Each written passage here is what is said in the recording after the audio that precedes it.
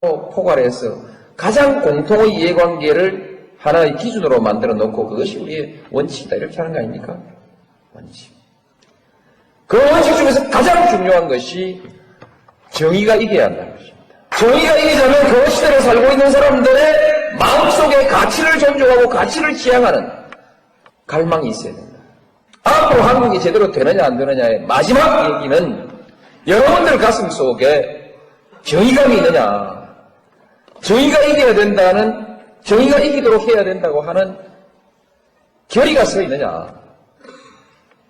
정의가 무너진 사회에서는 어떤 번영도 있을 수 없습니다. 네, 안녕하세요. 또 오랜만에 찾아뵙습니다. 라이브TV 블랙아웃 BC입니다. 오늘 오랜만에 우리 호구매님과 또 만나서 여러분들을 찾아뵙습니다. 호구매님 인사하시죠. 네, 안녕하세요. 호구맨입니다. 네, 호구매님 많이 바쁘셨죠? 그동안 저기 먹고 사느라 갑자기 일거리가 하나 잡혀가지고 원래는 일주일이면 끝난다고 그러고 들어가서 시작했는데 한 달을 붙잡혀가지고 돈도 아직 못 받았어. 근데 결제도 존나게 지금 막 계속 질을 끌고 아무래도 잘못 물린 것 같아요. 입금 빨리 해줘야지. 그러니까. 사람 한 달을 썼으면. 그러게 말입니다. 참 구질구질합니다 이 네. 바닥이. 예, 이제 호구매님 돌아오시고 또 저 이제는 제가 일을 나가게 생겼습니다. 그러게 말입니다. 예. 드디어 그래도 뭐 한편으로는 다행이지 뭐. 이 코시국에 다들 백수돼가지고 방송 시작한 건데 코시국 끝나가는 마당에 한 명씩 이렇게 그래도 조금씩이라도 자기 자리를 찾아가면 뭐 좋은 거 아니겠습니까? 네, 월급이 제일 좋은 거죠. 기본소득보다 월급이지. 그래서 이제 BC님이 다음 주부터 새 직장을 가시기 때문에 다음 주는 방송이 어려울 수도 있을 것 같고 예, 그 뒤에 차후에 이제 일정은 다시 저희들끼리 협의해가지고 가급적 하는 걸로 잡아보도록 하겠습니다. 네, 그래서 빨리 최대한 일정을 잡고, 제가 빨리 회사에 적응을 해서 네. 시간을 빼서 월급 루팡이 되는 길을 알아보겠습니다. 네, 오늘 오프닝은 저희 노무현 대통령님께서 2002년 12월 7일 11월 7일 네. 충남대 초청 강연에서 하신 말씀의 일부를 발췌해서 올려드렸습니다. 네. 언제 들어도 참 그렇습니다. 항상 올려. 노무현 대통령이 연설하시는 거 들어보면은 오늘 또 특히 내용도 좀 그렇지 않습니까? 이 시국에 네, 와닿는 면이 많은 그런 내용인 것 같고.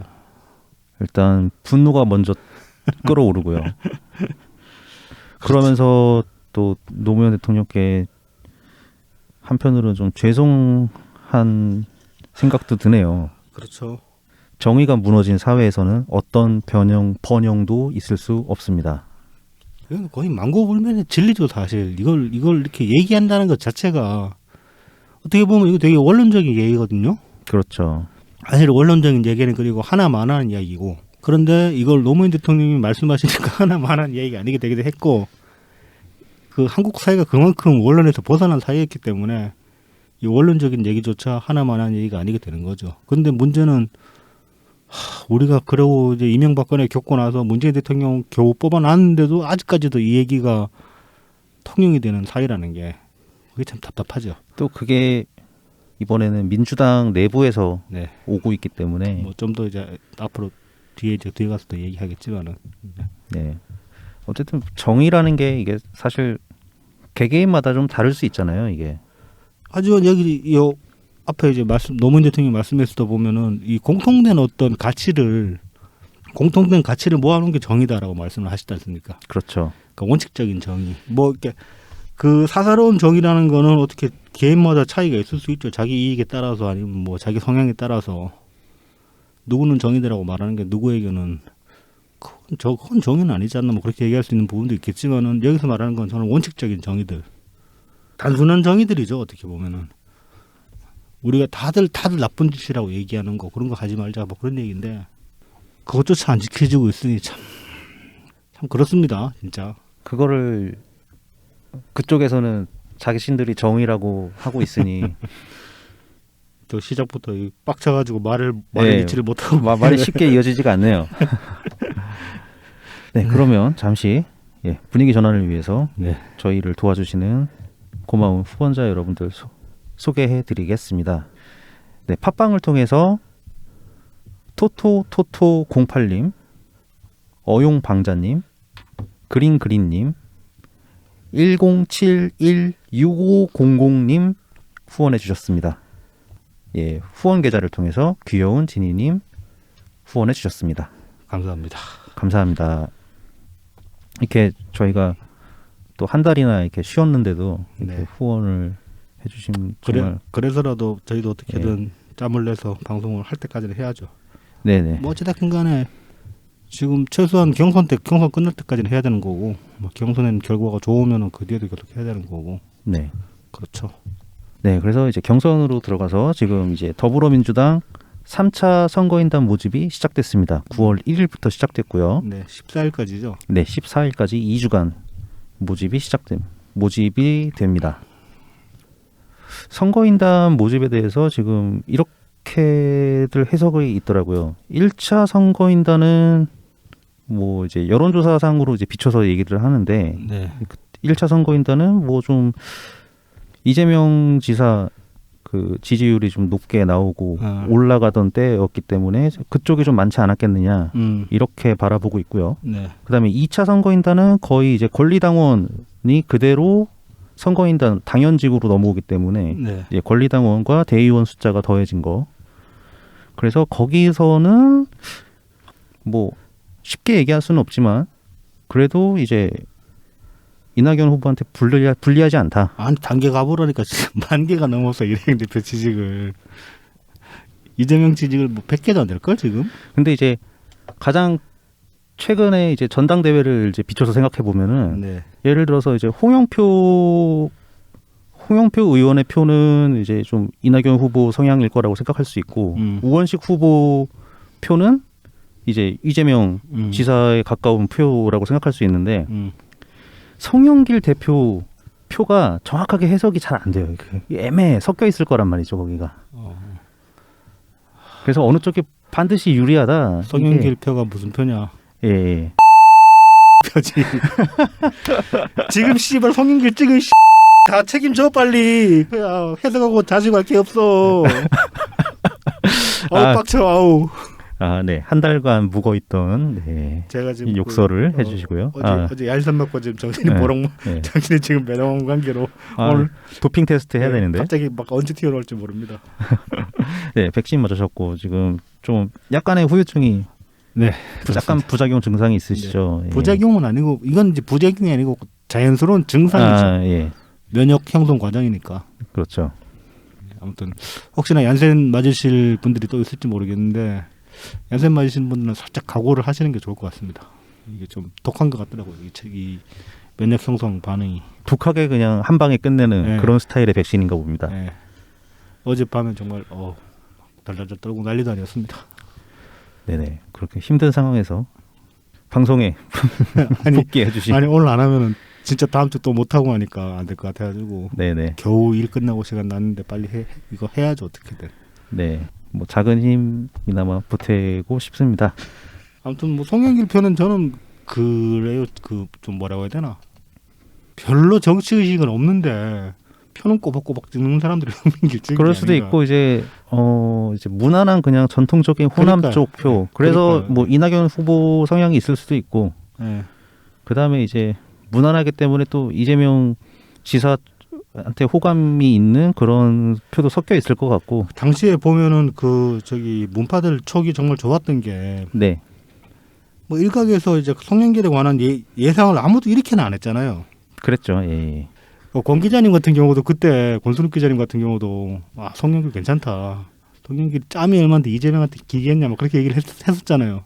송영길 이재명하고 안 친하다. 송영길 돼도 괜찮다. 뭐 홍영표나 송영길이나 뭐 괜찮다 그렇게 얘기를 했었는데 듣고 심지어 뭐 우원식도 괜찮다 네, 그랬어요. 뭐 자기는 별로 걱정 안 한다. 뭐 그렇게 얘기를 하셨죠 당시에. 근데 뚜껑 열어놓고 보니까 이 뭐 당시에 우려했던 게 그대로 맞았던 거죠. 문파들이 안 되는데 뭐 송영길도 안 좋고 우원식은 진짜 안 되고 막 그렇게 얘기했는데 거의 그대로 좀 들어맞고 있죠. 하여튼 뭐 그때 뭐 하여튼 권 기자님 관점에서는 이제 그거를 좀 강조하셨죠. 팟캐스트들이랑 세 후보가 그 당시 세 후보 송영길, 홍영표, 우원식 세 후보가 전부 김어준이라던가 아니면 이동형이라던가 그런 팟캐스트와 좀 거리가 있다. 그것도 그때 오판하신 거지. 왜냐하면 송영길은 지속적으로 김어준 지켜야 된다고 말했던 놈이에요. 총선 때부터 몇 번이나 얘기했던 놈인데 김어준 지켜야 된다고. 김어준 지켜야 된다고 민주당에서 대놓고 얘기한 두 명이 그 저기 누구야? 정청래? 정청래 말고 서울시장 때 박영선 말고 누구죠? 우상호. 우상호랑 송영길이잖아요. 송영길도 뉴스 그 공장 얘기했었구나. 지켜야 된다고 그 얘기했었잖아. 내가 그것 때문에 송영길 당선되고 나가지고 단계에 들어가서 이 당대표라는 새끼가 뭐 하는 새끼 내가 뉴스 공장이 무슨 민주당이냐고 난리친 적도 있거든요. 그래서 기억을 하는데 그러니까 그 당시에는 좀 이 점은 많이 오판하신 것 같아요. 제가 보기에는 이거 문파들이 그냥 근거 없이 얘기하는 것도 아니고 송영길에 대한 위험성을 그 당시에 경고를 했던 게 그동안 계속 행적을 보면서 이렇게 왔다리 갔다리 하면서 여기저기 간 보고 줄대고 조직 꾸려가지고 그냥 자기 세를 어떻게든 만들려고 하는 게 보였기 때문에. 그렇죠. 예. 근데 이제 송영길은 자기 세를 만들어서 자기가 주도적으로 치고 나가려는 게 아니라 그만큼 치고 나갈 만큼의 자기 세는 없고 웬만한 자기 세를 만들어서 주류에 붙어가지고 딜을 하려고 그러고 당대표 됐다고 볼 수 있죠. 저는 그렇게 생각합니다. 지금은. 그리고 그 주류가 이제 이재명인 거고. 네, 동의합니다. 송영길 대표 때문에 민주당 꼴이 계속 우스운 상태로 머물러 있는 거 아닌가? 거의 최악이죠. 예. 심지어 당 선관위하고도 컨트롤이 안 되고 손발이 안 맞고. 네, 당선권에도 지금 자기 업무도 제대로 못 하고 있고 그다음에 뭐 그 강선우였나? 걔 어제 선관위 나와가지고 이재명 캠프로 갔잖아요. 네네 갔죠. 그런 짓을 대놓고 하면서 뭐 그런 짓을 대놓고 하는 것 자체가 말이 안 되는 거거든요. 선관위 있는 애가 무슨 캠프로 가? 당 기강이 아주. 그러니까 기강이 눈치 보는 것도 없고 네. 원칙도 없고 지금 아주 그냥 이재명 하나 가지고 축제를 벌이는 것 같아요. 지들끼리는 지금 장밋빛 꿈에 젖어가지고 다들 뭐 할 거라는 그런 꿈에 젖어가지고 자기들끼리 축제 벌이고 있는 것 같아요. 그러니까 뭐 누구는 민정수석이라는 둥, 뭐 누구는 뭐 총리라는 둥, 뭐 자기들끼리 벌써 이미 농공행상까지 머릿속에 그려져 있는 것 같더라고요. 네.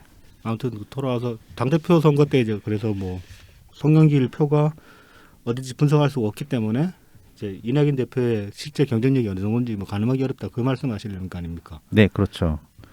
그래서 1차와 2차가 이제 그런 식으로 되고 그래서 3차에서 얼마나 더 우리가 이제 경선인단을 더 모으느냐 이게 크게 작용을 할 수 있다. 그래서 좀만 더 안 그래도 뭐 이미 많은 분들이 이제 그렇죠. 가까운 지인들 정말 총동원해서 네. 많이 선거인단 가입하셨지만 좀 더 짜내보자. 짜낼 때까지 짜내야죠. 예. 뭐 저 같은 사람도 직접적으로 선거인단 가입까지는 못 시키고 있지만은 뭐 주변에 이제 틈 나는 대로 이재명의 해악에 대해서는 널리 전파를 하고 많이 동의를 얻어내고 있는 편이긴 합니다. 저는 정말 좀 영업을 많이 못했는데 네. 어머니랑 좀 얘기를 하다가 네.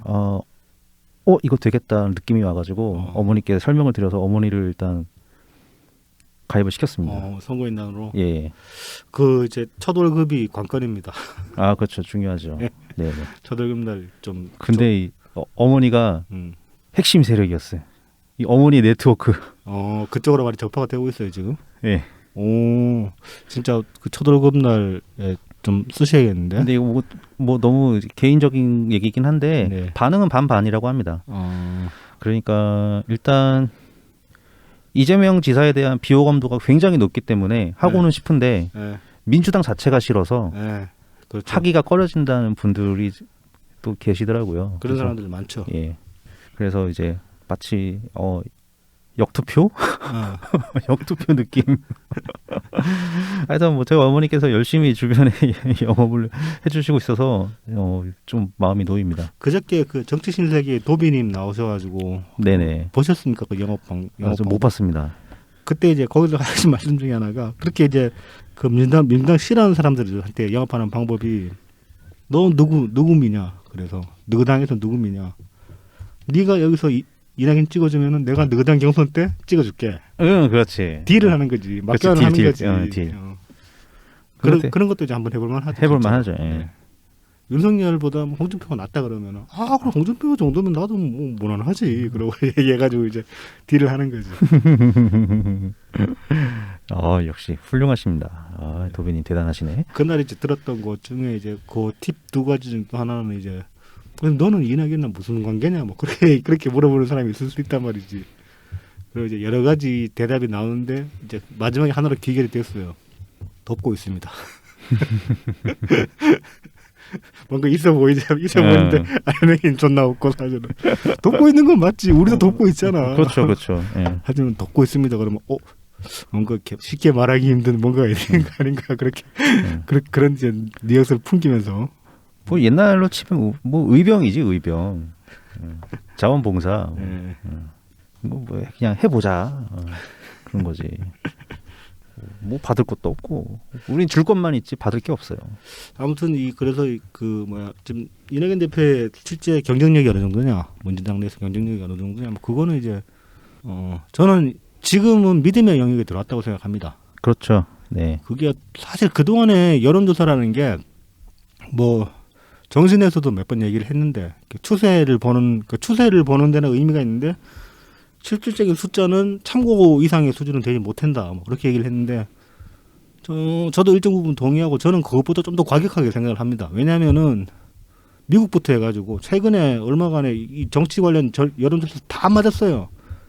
그리고 그 안 맞은 이유가 조사기관들마다 자기들 바이어스를 심하게 집어넣어서 그래요.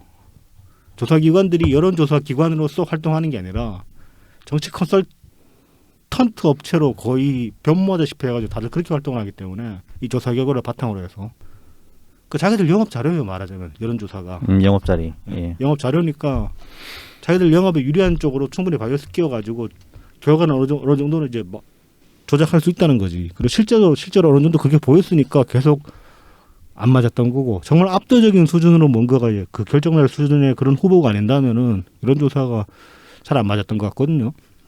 그리고 이제 선거가 가장 적극적인 어떤 행동이 반영된 행위잖아요. 그게 여론조사에 잡히지가 않는 거죠. 그렇죠. 예. 그런 것도 있고 그리고 어떤 아주 작은 권력이라도 대중들의 힘이 모인 권력을 잡아버리면은 사람이 이렇게 순식간에 상황 파악 못하고 제대로 이제 현실을 직시하지 못하는구나라는 그런 사례들을 요즘 제가 좀 많이 봐가지고 이재명 캠프도 지금 그런 거에 젖어 있는 게 아닌가 싶고, 그러니까 대세론으로 계속 밀어붙인 거예요, 사실은. 그렇죠. 1등이라서 대세가 아니고 내가 대세라고 말하면 이게 1등이다라고 그렇게 믿는 애들이 계속 1등이라고 말을 해왔던 거예요. 뭐 가장 강력한 공격 행위죠. 네. 자신들이 대세라고 얘기하는 게. 이 대세론에 관해서는 김어준도 옛날에 낙검에서 몇 번 말했던 바 있고, 뭐 밴드웨건 효과 같은 게 이야기하면서 뭐 이동형도 그런 얘기 했던 데 있고. 그러기에는 너무 안 늘어, 사실. 뭐 이낙연 후보 지지율 추이는 그렇다고 하더라도 이재명 지사 지지율 추이는 저 7월부터 계속 횡보라고 봐야 되거든요. 네. 예, 어느 조사 기관 거를 봐도 뭐 들쑥날쑥 뭐 내렸다 올라갔다 그거는 해도 그 진동 폭을 보면은 그냥 쭉 평행선으로 지금 그냥 가고 있는 거거든요. 그러니까 더 늘어나지는 않았기 때문에 대세론이라는 거는 사실 허구에 가깝고 여론조사 표를 보더라도 어느 정도 이렇게 계속 일정 수준 유지하는 것조차도 저는 바이어스가 꼈다고 보는 겁니다. 그래서 이제 까봐야 한다. 까봐야 하니까 정말 믿음의 영역입니다. 네. 뭐 내가 영업 한 명 더 하면 되는 거고, 그다음에 내가 여기서 이재명 2번 깔고 지쳐가지고 한 번만 까면 안 될 수 있는 거고, 그 자신을 믿고 후보를 믿어야 되는 거죠. 네. 하여튼 뭐 믿고 갈 수 있습니다. 네, 믿고 갈 수 있고. 중심으로 세워놓고 중심 잡기 딱 좋은 후보 아닙니까? 이낙연 후보야말로. 그렇죠. 후보 본인이 진짜 이런 사람이 민주당의 후보로 있다는 게 정말 다행이죠, 사실. 문재인 대통령 이후에 우리는 후계자로 누가 있을까 계속 고민해왔었는데, 이 정도 수준의, 이 정도 급의 인물이 있을 거라고는 생각도 못 했는데, 이만큼 안 흔들리는 사람이 어디 있습니까? 그렇죠. 그러니까 이낙연 후보를 중심에 세워놓고, 우리도 그 중심에 같이 함께 하면서 이제 중심을 잡으면서 믿음을 놓치지 않는 게 이제 중요한 것 같습니다. 네. 그래서 9월 14일까지 아직 조금 시간이 남았으니까요. 네. 열흘 정도 남았다고 보면 되겠죠. 네. 열흘 정도 남았으니까 한번 자신의 후보들의 각자의 휴대폰을 한번 잘 살펴보시고요. 그리고 해외 네. 네. 해외 선거인단도 모집 중입니다. 네, 해외 선거인단, 해외 거주, 네. 네, 경선인단도 모집 중이니까요. 재외국민 선거인단 모집은 8월 16일에 시작됐고 9월 26일 9시까지입니다. 한국 시간 기준이고요. 네. 네, 그래서 해외에 거주 중이신 분들께서도 네, 참여해 주시기 바랍니다. 그 해외 또 그러니까 갑자기 생각이 나는데 아까 나오기 전에 트위터에서 봤는데 네. 토론토에서 뭐 북미 기본소득 포럼인가? 아, 네, 네, 네. 이재명 지지자들 단체가 이제 하나 만들어졌다고 그러면서 이제 어느 분이 이제 온타리오 사례를 들어가지고 캐나다에서도 기본소득 안 하는데 뭔 이거 그 캐나다 사람들도 이거 쇼인 거 다 한다 그렇게 말씀을 하셨더라고요. 그렇죠. 네. 온타리오에서 거기서도 한 1년 정도 네. 했던가? 네. 온타리오가 2018년에 그 이제 3년 잡고 실험을 하겠다라고 이제 발표를 했어요. 그 다음에 그렇게 해서 이제 기본소득이라고 얘기를 하는데 실제로 여기도 기본소득도 아니고 따지고 보면은 왜냐하면은 전 시민을 온타리오 그 전 주민을 대상으로 하는 게 아니라 거기서 이제 그 1인당 소득이 그러니까 1인 그 미혼 같은 경우에는 1인 소득이 한국 돈으로 3천만 원 미만, 3천만 원 정도 미만. 그다음에 뭐 부부 같은 경우는 부부 수익 합산해서 4천만 원 미만. 인 사람들 대상이에요, 일단. 아, 그럼 현금 수당이네요. 그리고 이제 그것도 이제 그다음에 그 수익이 있는 경우도 있을 건가. 지금 수익 3천만 원, 4천만 원으로 이렇게 대대라를 잡아놨으니까 수익이 있을 거 아닙니까? 대부분의 네. 사람들은. 그러면은 그 수익의 50%를 이 지급액 중에 이제 가장 맥시멈인 지급액에서 수입이 50%만큼을 빼고 줘요, 돈을. 그러니까 계산식이 좀 나오는 거지. 일단 대상이 있고 대상 따라 선별해야 되는 게 있고 그다음에 계산식도 복잡하고. 네네. 이거는 기본소득이라고 부를 수가 없죠. 오히려 뭐 부의 소득세에 좀 더 가까운 그런. 뭐 그냥 생활지원금 정도지. 네. 이거는 기존 복지에서 네. 복지에서 이제 그 복지 수혜 대상을 넓혀가지고 극빈자 대상으로 하는 복지만이 아니라 그냥 이제 그 중위층이나 중하위층을 대상으로 해서 생활지원금을 주려는 그런 정책이었는데 이제 저도 1년 해보고 때려쳤어요. 그렇죠. 때려쳤죠. 돈이 없어서. 그러니까 이재명이 말하는 식으로 만약 기본소득으로 돈을 풀어가지고 내수에서 돈이 들어와서 선순환이 돼서 경제가 더 부흥해서 그걸 동력으로 해서 계속 기본소득을 주겠다라고 얘기를 하는데 온타리오는 실험에서 실패를 했죠. 네, 뭐 고용이 크게 늘지도 않았을 거고. 네. 고용이 늘어났으면 사실 그만큼 세금이 늘어나니까 이제 그게 어느 정도 재원이 도움이 될 텐데 고용이 사실 늘기가 어렵죠. 쉽지 않죠. 네. 네. 일자리가 생기는 거는 이게 쉬운 일이 아니죠. 딱 항상 뭐 어느 영업장이든 간에 적정 그 채용 인원수라는 건 정해져 있고 정말로 수요가 한 4-5% 폭발적으로 늘지 않는 이상 그것 때문에 더 고용하기는 힘들고 뭐 그렇지 않습니까? 가게 뭐 예를 들어 서빙 보는 사람 같은 경우도 영업장 크기가 있고 테이블 수가 있으면 거기에 맞춰서 사람들 서버들을 고용을 하잖아요. 그렇죠. 근데 뭐 손님이 갑자기 한 2배쯤 늘었다고 서버를 2배로 고용할 수 있냐면 그건 아니거든. 그렇게는 계산이 안 나오거든. 그러니 시중에 돈을 푸는 게 그대로 고용으로 연결된다라는 거는 좀 많이 탁상공문식의 그런 생각이라고 볼 수 있죠. 그리고 실제로 이런 식으로 온타리오에서도 입증이 된 거고 그리고 기본소득이라고 말했는데 실제로 온타리오도 기본소득을 시행한 건 아니고 기본소득과 거리가 머네요. 네. 그냥 일본 기존 복지의 어떤 수혜 대상을 좀 더 위로 올린 생활지원금 성격이다. 이렇게 보시면 됩니다. 네. 그러니까 네, 9월 26일까지 네, 선거인단. 예, 재외국민 선거인단은 조금 더 기간이 깁니다. 네, 9월 26일 일요일 오후 9시 21시까지 가능합니다. 네. 네, 신청 안내 많이 홍보하셔서 한 분이라도 더 많이 참여하실 수 있도록 도와주시기 바랍니다. 뭐 다 같이 이제 매일같이 같이 빡치잖아요. 사람들이 SNS에 네, 들다 보면 같이 빡치고 같이 좌절하고 거의 그 감정이 이제 누가 그렇게 선동하는 것도 아닌데 그냥 비슷하게 이렇게 덩어리져서 같이 간단 말이죠. 그러고 있으니까 다들 그 옆 사람들도 같이 믿어보고 내가 잘못해도 저 사람들이 내 옆에 사람들이 내 몫만큼 해줄 거라는 그런 믿음도 가져보고 후보에 대한 믿음도 가져보고 그러면서 내 자신도 믿으면서 끝까지 버텨야 될 것 같습니다. 네, 뭐 버티기 싸움이죠. 네. 얼마나 간절하게 믿느냐에 달린 것 같습니다. 뭐 그냥 백병전이니까 서로 그냥 칼 들고 막 오늘 휘두르는 거죠. 그 오프닝에서 이제 노무현 대통령이 말씀 걸은 이유도 그런 거거든요. 여기서도 하신 중요한 말씀이 정의가 이기도록 해야 한다는 결의가 여러분에게 서 있느냐에 달려 있다라고 말씀을 하셨어요. 이 결의라는 게 믿음이잖아요. 결국은. 네, 그렇죠. 신념, 네. 믿음. 결의를 놓지 않고 흔들리지 말고 쭉 갔으면 합니다. 네, 끝까지 힘내시고 건강 관리 잘하시고요. 네. 예, 꼭 저도 좀 요즘 오장 탈모인 것 같아가지고 조심하셔야 합니다. 예. 이재명 때문에 그런 것 같아요. 그거 말고는 내가 좀 스트레스 받을 일이 없거든. 이거 그 걸리면은 이제 고라님이 놀리실 거예요. 앞쪽이 여기 좀 갑자기 휑해져가지고 이상하지. 이건 나이 들어서 탈모가 이렇게 안 될 텐데 그런 생각이 들어. 예, 그거는 진짜 스트레스 네. 영향이 있습니다. 조심하시기 바랍니다. 네. 저는 뭐 아직까지는 괜찮네요. 네, 그러면은 이제 주간 이재명으로 그냥 이렇게 쓱 뭐 넘어가 보죠. 따로 구분할 것도 없을 것 네. 같아요. 그냥 뭐. 하던 얘기 합시다. 하던 얘기 하죠. 네. 일단은 인사 지금 이제 크게 예. 가장 지금 한 달 동안 8월 한 달 동안 가장 크게 이슈가 됐던 게 두 가지라고 볼 수 있는데 채용 비리랑 그다음에 이제 그 변호사 수입 문제 네. 그 두 가지라고 볼 수 있죠. 네, 우리 이제 떡볶이 열사님께서 네. 네, 이 문제를 뽕 하고 키워 주셨어요. 근데 그거는 진짜 어떻게 보면은 매개체 네. 아니면은 뭐 작은 예시 하나.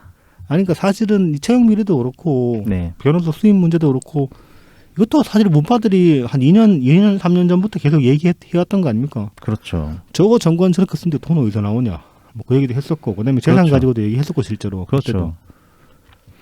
뭐 이재명 지사 재산 규모는 대략 알려져 있었거든요. 뭐 주식이랑 뭐 현금 해가지고 뭐 28정도 뭐 그러지 않나? 28억 아 정도. 28억 저거 아니고. 20억대. 네. 근데 뭐 전관 선임 비용이라는 거는 진짜 어마어마하잖아요. 이게. 그러니까요. 근데 그게 한두 명도 아니고. 30명 규모로 이제 변호인들을 네. 꾸렸는데. 네. 게다가 그 변호사 하시는 분들 얘기를 들어보면은 이 수임료가 1심 따로, 2심 따로, 3심 따로, 그 다음에 또 파기환송심 또 따로. 네. 그러니까 진짜 어마어마할 거거든요. 어마어마하죠. 그런데 네. 재산이 뭐 조금 줄었다고 뭐 자기 얘기들 하는데 그거 택도 없잖아요. 택도 없죠. 거의 지금 이재명이 자기 재산이라고 그 저기 뭐야 등록해놓은 거 신고한 거? 신고해놓은 거 예, 예. 신고해놓은 거 그 액수 그대로 꼬라박아도 저는 모자랄 것 같거든요. 그 정관 꾸리는 데는. 그렇죠, 그렇죠. 뭐 집 팔고 뭐 이래야 되는데. 그러니까 그 지금 이재명이 이게 요만큼이 내 겁니다라고 신고한 그 28억 정도 그거 다 처분해도 정관 30명 정관 포함된 30명 변호인단을 3심에서 파기한 그러니까 재판 4번 하는 동안 굴린 데는 돈이 안 될 것 같단 말이지. 그렇죠, 그렇죠. 그러니까 뭔가 알려진 시세와 너무 차이가 난다. 네. 예. 그래서 이제 무료 변론 시비가 벌어진 거고. 그래서 뭐 자꾸 그냥 간단한 거 아닙니까? 까면 되는데. 네, 못 가고 있죠. 네, 세금 계산서 까면 되는데. 뭐 어저께 그랬다고 해요. 뭐 자기 계좌 추적해봐라. 추적해보면 알 거 아니냐. 아니 네가 까라고. 그거 완전히 그 저기 뭐 아이폰 비밀번호랑 같은 소리죠. 그렇죠. 미리리 조사하면 나올 텐데 왜 나한테 그러냐. 전화기를 내라고. 근데 안 내잖아. 그러니까.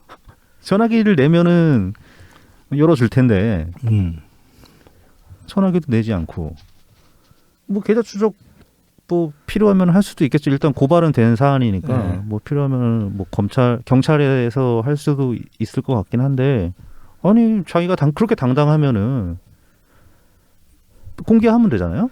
그러니까요. 그 저기 정운현 실장이 어제 그것도 빗대서 말씀을 하신 게 현근택이었나? 걔가 이제 그 뭐야? 네, 현근택 대변인. 예. 이낙연 후보 상속재산 문제 가지고 시비를 걸었단 말이죠. 어저께 네네. 무슨 그 어머님께 물려받은 상속재산이 누락됐다. 뭐 임야랑 집이랑 하나 있는데 시골에. 네네. 근데 일단 합쳐도 그거 집이 390만 원인가 그렇고 완전 시골 깡시골 집이고 그다음에 임야도 그 땅이 뭐 1,300만 원인가 그래. 합쳐가지고 2천만 원이 안 되는 것 같더라고요. 임야는 뭐. 네. 그리고 이거를 이낙연 대표는 그 둘째 동생분한테 네네.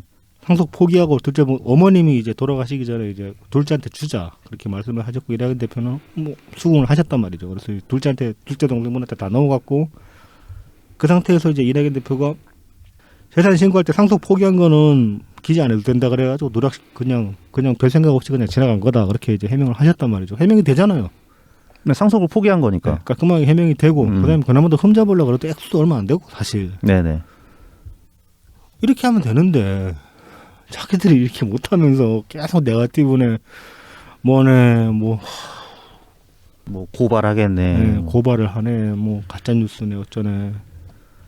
그 무료 변론권은 그 이재명 지사 캠프에서 해명하는 것도 이게 서로 말이 안 맞죠. 이재명 지사와. 무료 변론이다 아니다 뭐 그 얘기도 지금 계속 엇갈리고 있고. 네, 뭐 공익 사건이다, 네. 사생활이다. 네. 이것도 서로 말이 안 맞고. 그리고 뭐 그 송두한, 네, 송두한. 인권위원장 지금 내정자죠. 네. 아직 임명 안 됐죠. 그 양반이 자기는 돈 안 받았다 그랬잖아. 네네네. 그럼 무료 변론이지 뭐. 그렇죠. 네. 그러니까 할 일이 없어서 안 받았다 그러는데 그럼 무료 변론이고 그러면 그거 그 선임계라고 하던가요? 네. 이제 그 선임계의 무료 변론인 경우에는 그 서류상의 양식이 도장 같은 게 좀 다르던가 무료 변론이라고 따로 이렇게 표시가 돼 있더만요. 그게 이제 그 김 변호사님, 네. 김 변님께서도 그 말씀을 하셨었고 네. 그 인사청문회 과정상에서 이제 국민의힘에서도 그거를 지적을 했어요. 네. 이게 그냥 일반적인 선임계로 나오는데. 예, 선임계에서 나온 거랑 이제 무료 변론을 할 때, 네. 그래서 뭔가 그 무료 변론 표시가 있어요 따로 네. 추가적으로. 네. 그래서 그런 게 있었냐, 네. 예, 그런 거죠. 뭐 때문에 계속 저렇게 못 가고 있는 것 같습니까? 그냥 추측하시기에. 역시 뭐 김영란법이라던가 아니면은 실제로 돈을 많이 줬을 거라고 생각하십니까? 저는 그렇게 의심을 하죠. 그리고 최근에 이제 불거졌던 게 있죠. 화천대유? 화천대유 자산 관리, 네. 그 성남 대장동을 개발을 하면서 네. 개발 회사로. 성남의 뜰과 함께 네.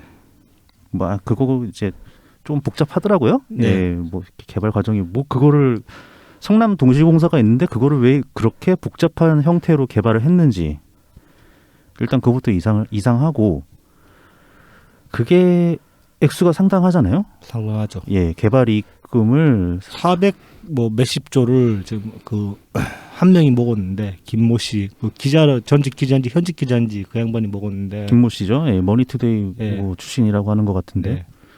그 배당금이 400억 정도 받았다고 하죠. 400 몇십억이죠. 예, 근데 그게 과연 그 사람 돈일까? 그렇죠. 그런 그러니까 얘기도 있고. 그런 쪽으로 이렇게 돌아가지 않았을까.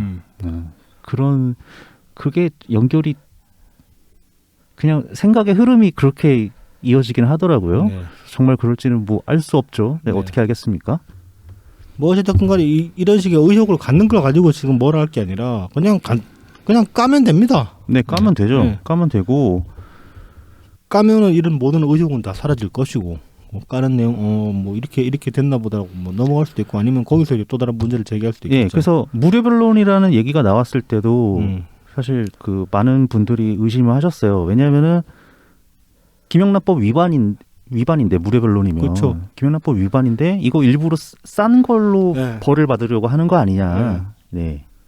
그래서 뒤에 뭔가 더 숨어 있을지도 모른다. 이런 의심들을 하셨거든요. 네.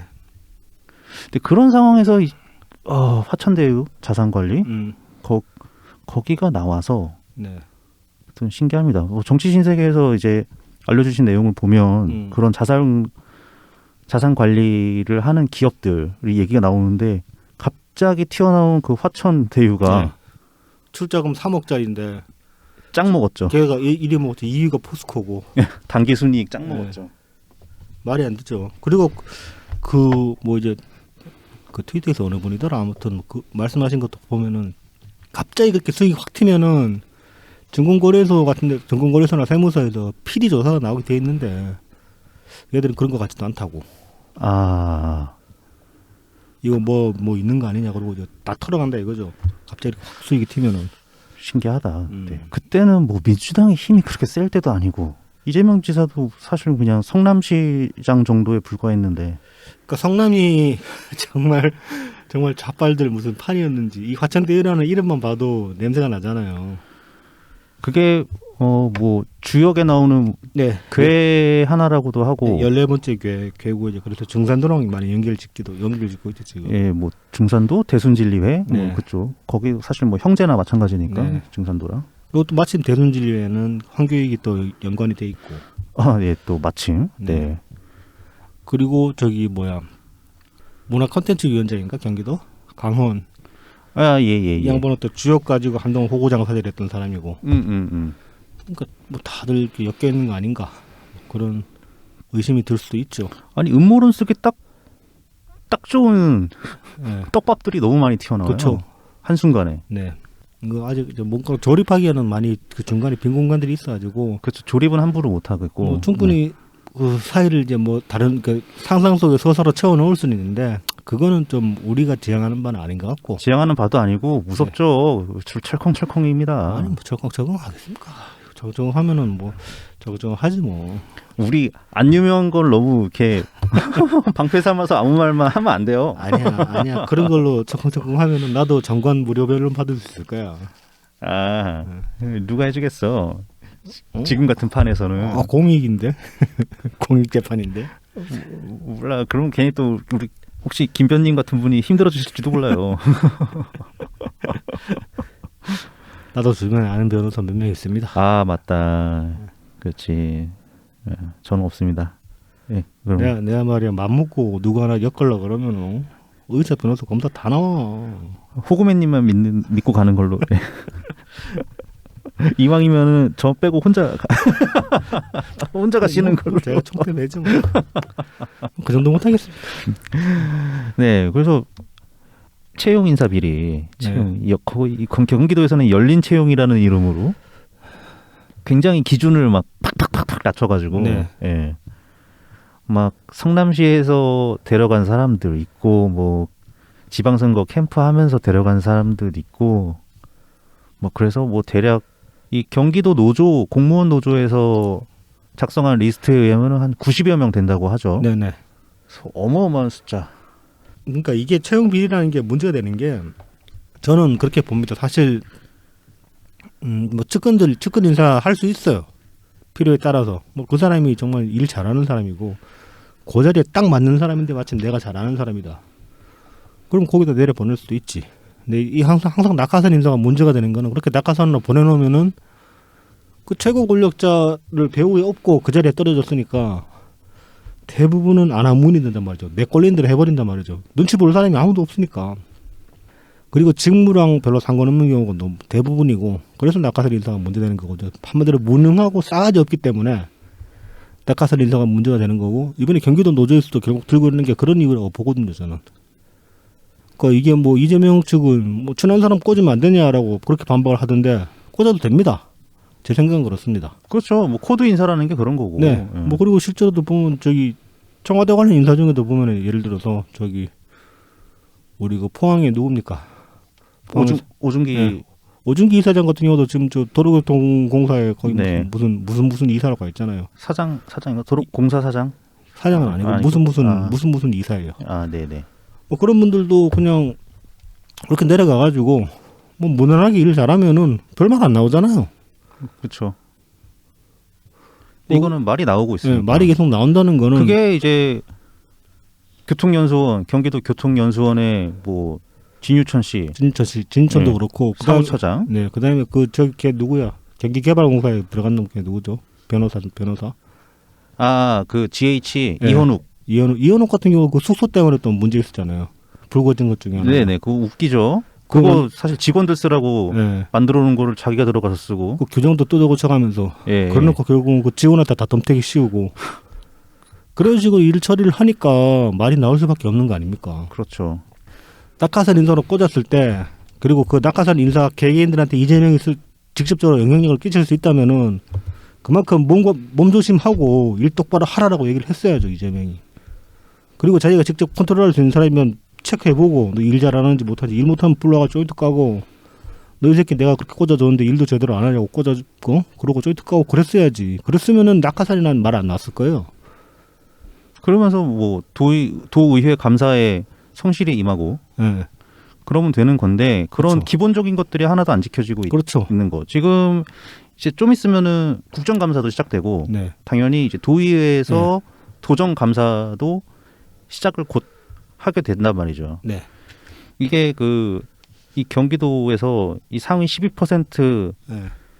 재난지원금 지급을 가지고 촉발된 것이긴 한데 네. 그 전부터 뭐 신정현 경기도 의원 같은 경우 이제 언론 홍보비를 공개하라고 하는데 안 하고 있고 그 외에 수많은 부서들이 도의원들이 공개하라고 자료 제출 요청을 한 것들을 네. 안 하고 있단 말이죠. 그래서 실무부서에다가 얘기를 하면은 뭐 자료를 보냈다라는 얘기도 대답이 돌아오고 항상 근데 저기 뭐야 함흥사사 아닙니까? 뭐 자료를 보냈네 그러는데. 그래서 이제 도의회에서는 이런 얘기가 나오는 것 같더라고요. 검수단이 있는 거 아니냐. 그러니까 중간에 배달 사고를 자료를 중간에 편집하는 사람이 중간에 껴 있다. 중간에 버퍼가 안 했어가지고 항상 예. 거쳐가는 이제 네네. 모든 제출 자료를 사전에 검열해가지고 지우고. 편집하고 쳐내고 그다음에 보낸다 이거죠. 네. 그래서 쓸모없는 자료를 받는 경우가 상당히 많고 아예 안 오는 경우도 있고. 그래서 상당히 문제가 심각합니다. 그렇죠. 지금 도정은 정말 개판이 났죠. 아니 네. 뭐 딴 거 떠나가지고 도의회랑 이렇게까지 갈등 심하게 빚었던 도지사가 있었나? 아니 게다가 민주당 도지사고 네. 민주당 도의회예요. 그렇죠. 그러니까는 너무 압승을 해가지고 네. 도의회에 원내 정당이 민주당 하나밖에 없다는 거예요. 네. 그다음에 국민의힘 조금 있고.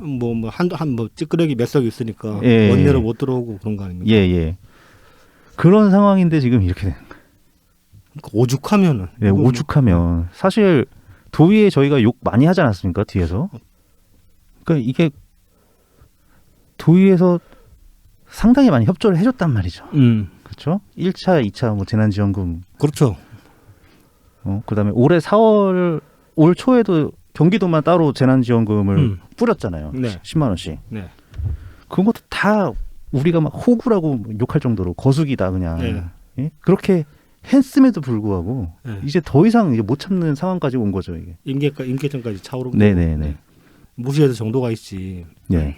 또 내년에 지방선거 있으니까 좀 위기 의식을 느꼈을지도 몰라요. 그러니까 뭐 이 와중에 보면은 어저께 도정 질의가 있었는데 신정현 의원이 홍보비 가지고 이제 얘기를 하고 있습니다. 그랬는데 자유발언 시간을 신청을 해가지고 네. 여러 얘기를 하는데 중간에 나가버렸죠 이재명이. 예, 나갔다가 끝나고 들어왔다고 하죠.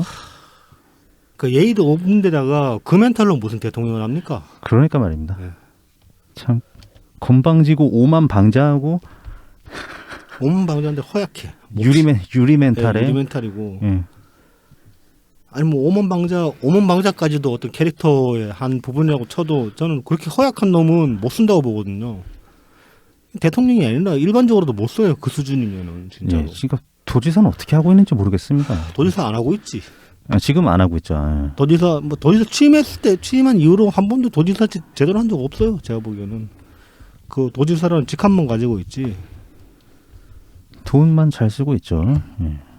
이재명 비씨님도 유튜브에서 격투기 채널 많이 보시지 않습니까? 네네. 그래서 아실 것 같은데 보면은 중국 무술 네네. 전통 무술. 네, 정통 무술의 고수들이 이렇게 막 좀 허세 부리고 입들 넣고 하다가 진짜 격투하는 사람들하고 싸워서 자기는 뭐 한 방에 발라버릴 수 있다 그랬다가 나가서 깨지는 영상 많이 올라오잖아요. 네네. 그게 이제 뭐 제가 보기엔 그 사람들은 관종이고 중국은 인구가 10억이나 되니까 그런 관종짓해도 이제 저희들은 나을 거 아닙니까? 일단 이 무슨 병신짓 하냐 그러고 사람들이 보는 사람들이 있을 테니까 그거 노리고 하는 것 같기는 한데 뭐 일단 그래도 이제 어느 정도 그 사람들의 허세가 진정성이 있다고 보면은 이재명 보고 있으면 그 중국 그 무술 고수들이 생각이 나요. 네. 뭐 기본소득이나 뭐 기본소득도 그렇고 뭐 자꾸 도정도 그렇고 자기가 잘할 수 있다 자기는 뭐 최고다 그런 식으로 쭉쭉 얘기를 해놓고 막상 토론이나 아니면 이런 현장에서 붙으면은 도망가기 바쁘고 깨지기 바쁘고 그런데 또 이제 그 중국 고수들은 그렇게 해서 깨지고 나면은 나중에 정신승리합니다. 끝나고 나면은. 아 예. 뭐 자기가 사실은 어젯밤에 잠을 못 자서 졌다. 아니면 상대방이 로블러를 안 보이는 사이에 때려가지고 졌다. 그런 식으로 이렇게 막 그 썰을 풀어요. 그러면서 자기가 똑바로 했으면 한 방에 죽었는데 너무 무서워서 죽을 것 같아가지고 뭐 제대로 못 때렸다. 못 때렸다. 그런 식으로 예. 얘기하고 그러는데 이재명도 똑같아요.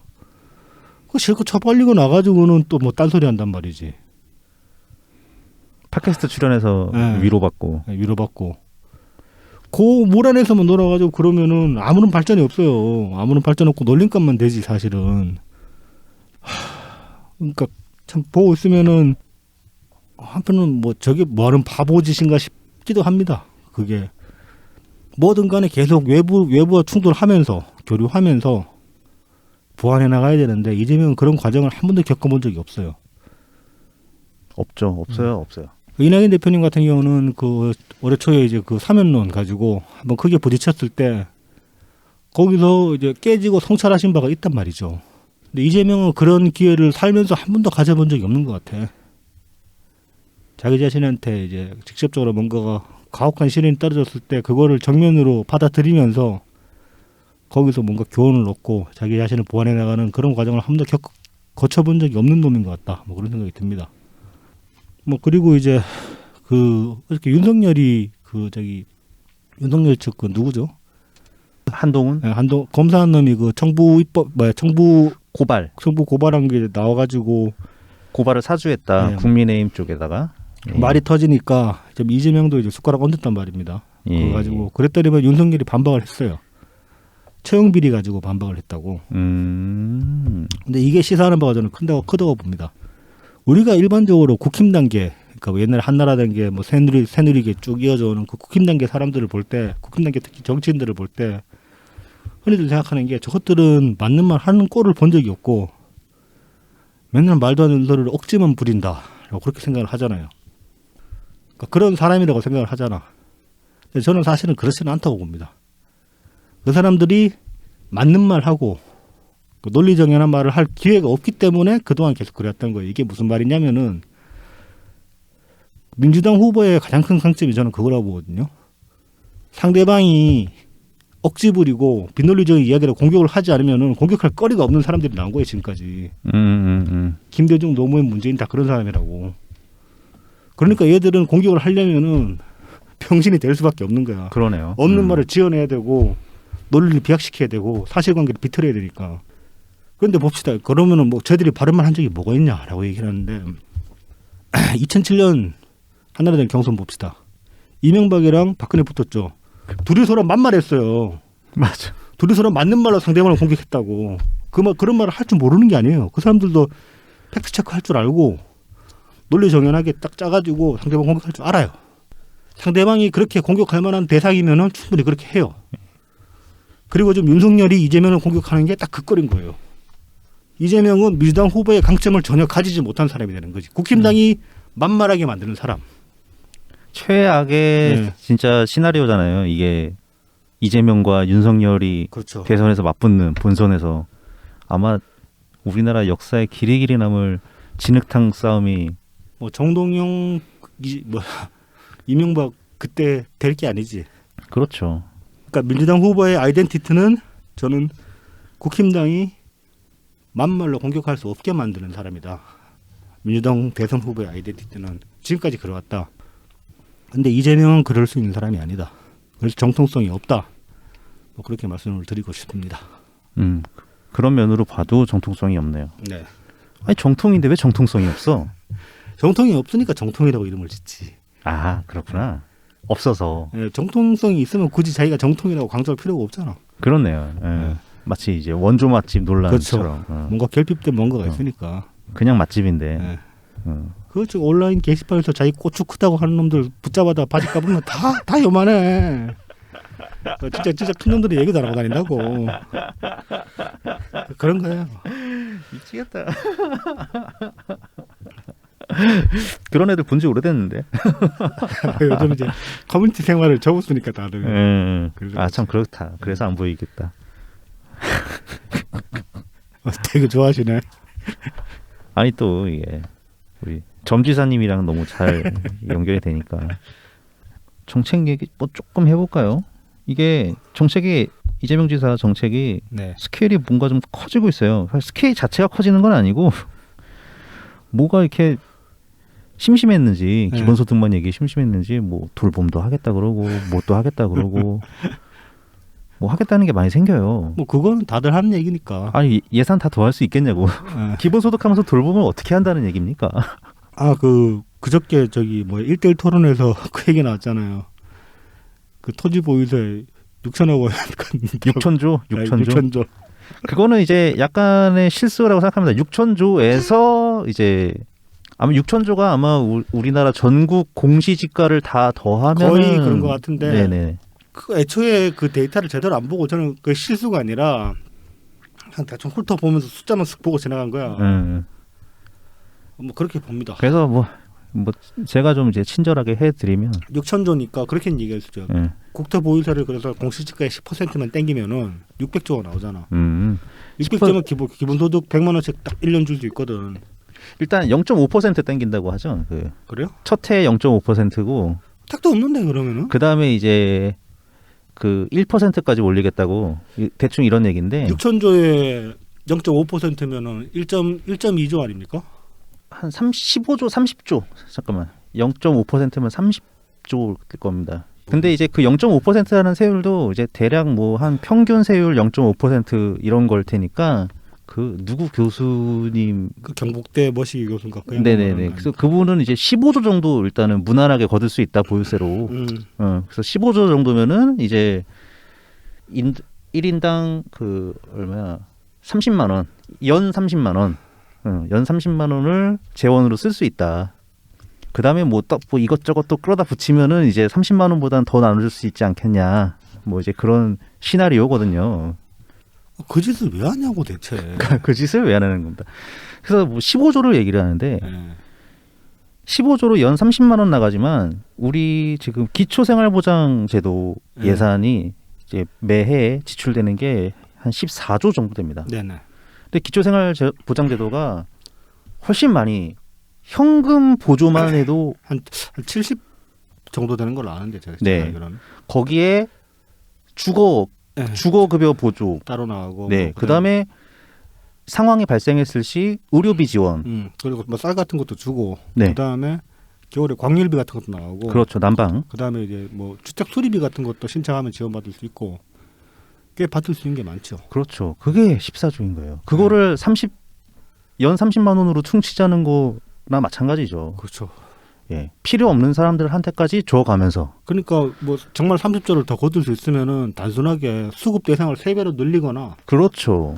아니면 뭐 수급 대상을 그대로 주고 그 사람들을 돈을 더 주거나 근데 그러면 너무 많이 이제 그러면 정말 경기에 있는 사람들보다 수급 대상자가 소득 역전 같은 게 생길 수도 있으니까. 생길 수 있으니까 그러면 이제 수급 대상을 늘리는 게 제일 현실적이겠죠. 그렇죠. 차상위 계층까지. 아니면 대상도 늘리고 지급 액수도 조금 높이고 그렇죠. 뭐 그런 그렇죠. 식으로 잘 그런 식으로 조절할- 점점 확대해 나가면 되는 건데 뭐 그렇게 안 어렵다니까.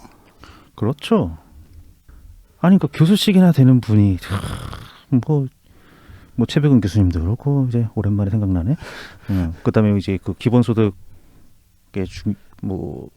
기본소득 네트워크에서 가장 중요한 자리라고 하시는 뭐 강남은 교수, 한신대 강남은 교수님도 그렇고 그거 굉장히 쉽게 얘기한단 말이죠. 네. 종부세가 30조 정도 거쳐요. 법인과 개인 다 합쳐서. 다 합쳐서. 예. 네. 그래서 법인에서 한 17조 정도 거치고 개인한테 한 13조 정도 네. 거친다고 해요. 네. 근데 만약에 정말 15조를 걷는다고 하자고 국토보유세로 네. 아니면 뭐 0.5%딱 단일세율 해면 30조를 걷는 거잖아요. 네. 이게 확 뛰는 거지. 이게. 아무리 땅을 안 가지고 있는 사람들이 많다고 해도 세금 부담이 확 늘어나는 거예요. 기존에 내고 있던 사람들은 걔네들이라고 그거 감당할 수 있겠습니까? 그러면 어떤 식으로든 자기 세금을 다른 쪽으로 전가하던가 뭐 그래서 다른 식으로 뭔가 보충을 하려고 하겠죠. 뭐 정 안 되면 그냥 땅 갖다 버리는 거고 국가에서 사줘라. 나 땅 이제 못 가지고 있겠다. 내 뱉는 거지. 그럼 뭐 그거 사드려야 되잖아. 그런 거 처리를 할 수 있어야 되거든요. 그러니까 굉장히 혼란이 가중될 가능성이 크단 말이죠. 아니 그러니까 뭐 저는 그 늘상 해오던 얘기지만 결국은 또 같은 얘기를 하게 되는데 기본소득이라고 부를 만한 네네. 어떤 지급 액수를 맞추기는 현실적으로 불가능하고 어떻게든 기본소득이라고 말하기 위해서 액수를 짜맞추고 있는데 이거는 비효율의 극치가 되고 어떤 식으로 짜맞추든지 간에 네네. 더 효율적인 방법이 얼마든지 있는데 네. 그 기본소득론자들, 네. 예, 해외에서 원조국이라고 불리는 네. 그런 사람들을 한 게 이제 한 얘기가 GDP의 25%. 네. 근데 GDP의 25%면은 그 나라의 예산 그 자체다. 네. 보통의 경우가. 네. 그렇죠. 예. 왜냐면은 조세 부담률이 대체로 OECD 평균이 24몇 프로, 25%가 조금 안 되거든요. 네. GDP에서. 그 우리나라가 그렇잖아요. 우리나라는 우리 이제 우리 1년 예산이 지금 그러니까 반올림에서 600조 잡으면은 딱 그렇잖아. 그 600조 그냥 고스란히 기본소득으로 때려 박으면은 기본소득의 정의와는 또 부합하는 기본소득을 할 수가 있죠. 그렇죠. 아무것도 안 하고 아무것도 안 하고. 예. 그럼 이제 불나도 자기가 꺼야 되고 도로도 뭐 전쟁 나면 도망을 가든지 집에서 몽둥이 들고 저 공산군 때려 잡으라든지 자기가 해야 되는 거고 아무것도 없어. 그러니까 뭐 선거도 할 필요 없어. 돈 주는 곳만 있으면 돼. 예, 돈 주는 것만 있으면 돼. 말이 되냐고. 세금 어떻게 걷어? 몰라. 그러니까. 근데 그걸 몰라. 왜 그거를 알고 싶지 않은 거지. 마치 이재명 지사가 형님께 한 욕을 안 듣는 것처럼 예. 알고 싶지가 않은 거예요. 그러니까 거의 또 신앙 영역으로 간 것 같고 신앙이죠. 그 저희 뭐 박찬혁 작가가 며칠 전에 거기 백브리핑. 나오셨지 않습니까 이제. 네.